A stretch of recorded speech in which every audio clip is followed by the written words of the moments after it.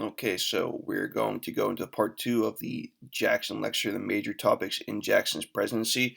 Today we'll focus on the tariff and nullification crisis and the bank war.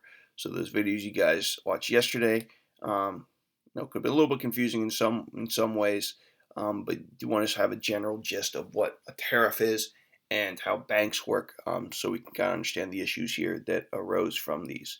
We'll be talking more about the political side rather than the math side, but since I did get a couple questions, I'll go over what tariffs are again very briefly before we jump into the tariff crisis. So, um, for instance, if a tariff, if a item costs $1 from, say, China, and forgive my writing here, I'm just using my mouse pad.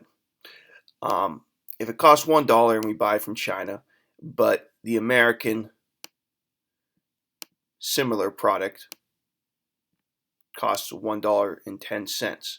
Now you're going to want to buy the cheaper product as a consumer because, well, it's less money. You get to keep more money and you get the same product. If it's from China, you're spending $1. So you're going to buy that rather than spending $1.10. Now, the government, the United States, would prefer that you buy American products. It helps American businesses, American people, and we're not sending money overseas.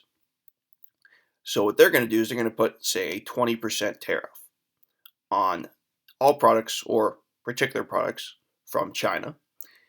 And that's going to raise the price. 20% of $1 is 20 cents, 20 out of 100. So that's going to raise the price to $1.20. And the American product is not affected by the tariff because it's made in the United States. So it's going to remain at $1.10. Now,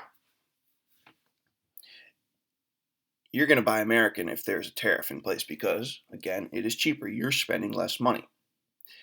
Now, the controversy with tariffs is, well, one, yeah, it does help American businesses because, or whatever country you're in, it helps the domestic, the home businesses because you're buying their products and they're making money rather than losing out to the foreign competition.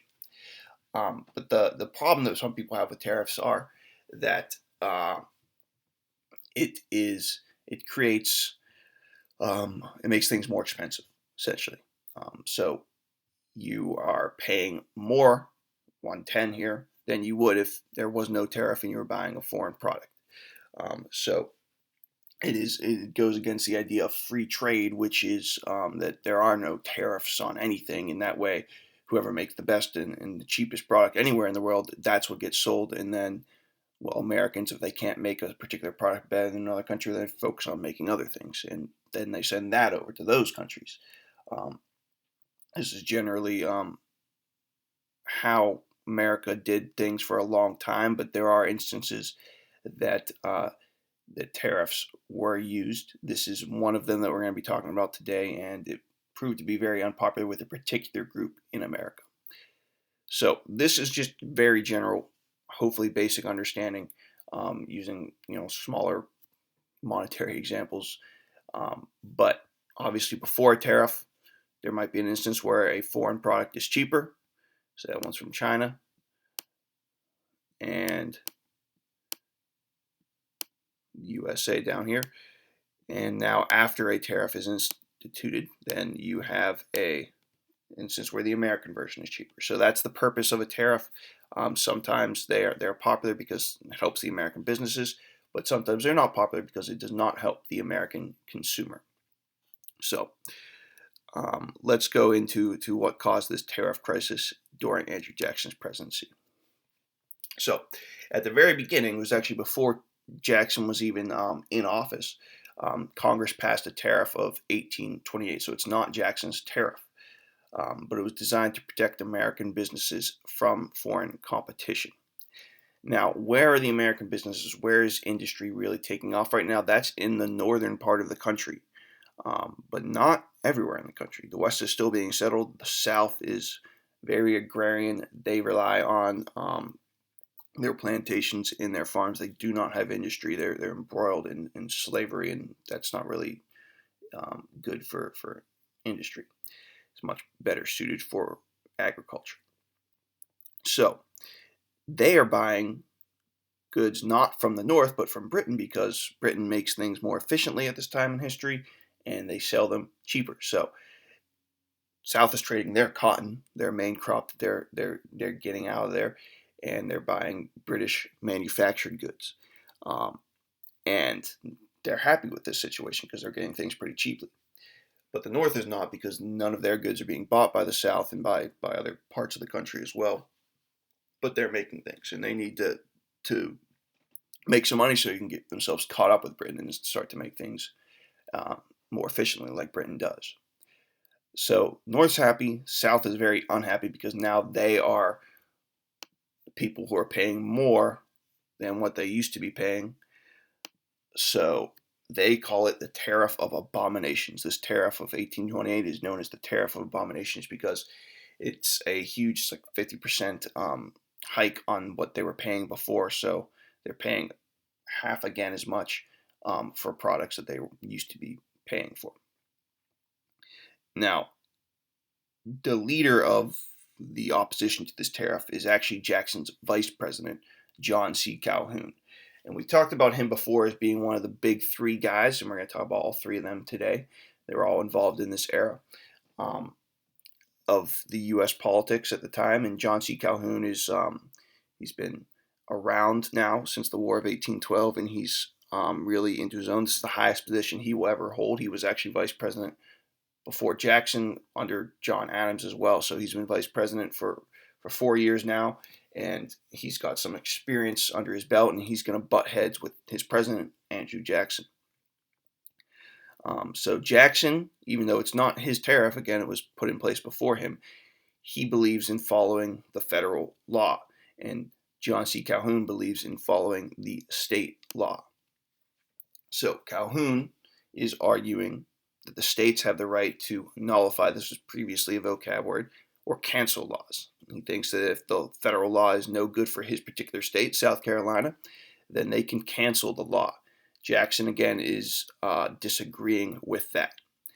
They get into such an argument over this that South Carolina actually threatens to leave the Union, secede, and become their own country if the law is not terminated.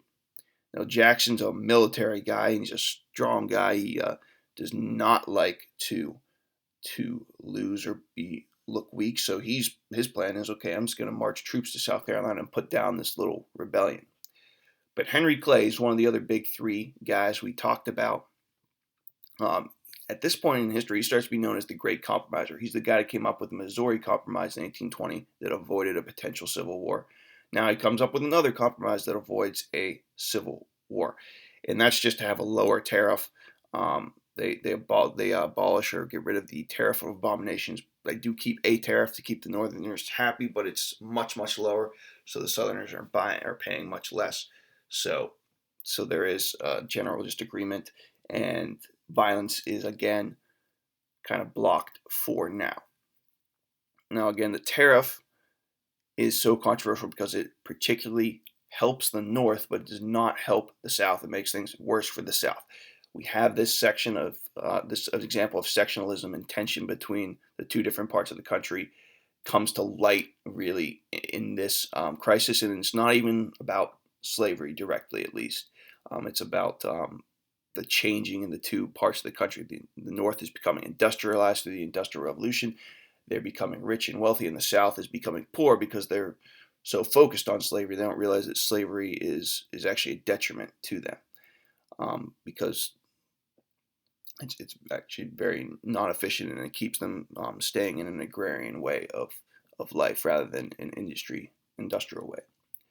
So Jackson gets a chance to show his strength and preserve the Union. Henry Clay gets to be a hero of sorts, saving the Union again. And John C. Calhoun's the big loser here because he looks like he was a guy that was going to leave the Union over this. But again, tariffs still an issue today. I mean, Donald Trump is a big supporter of tariffs. He's the first president in a long time that's been such an advocate for it, particularly against China. We've had a trade war with China for the last few years, where we both have tariffs on each other, whereas before we maybe didn't. But tariffs have been used throughout American history. Some people like them, some people do not, and they are a little bit controversial. Um, but they do go against this idea of free trade, which is generally how Americans have liked to operate.